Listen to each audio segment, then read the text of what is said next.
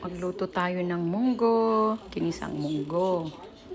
Ito palang aking panghalo ay bigay ng aking kapatid na si Abe.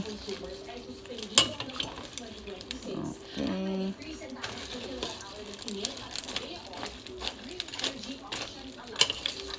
Okay.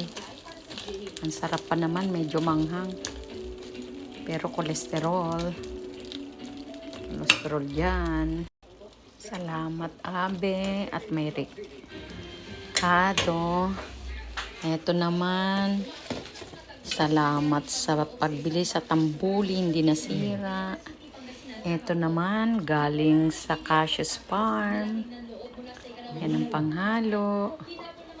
See, ang sarap kaya tong ampalaya na to. Hindi siya mapait. Kasi nakangiti ako.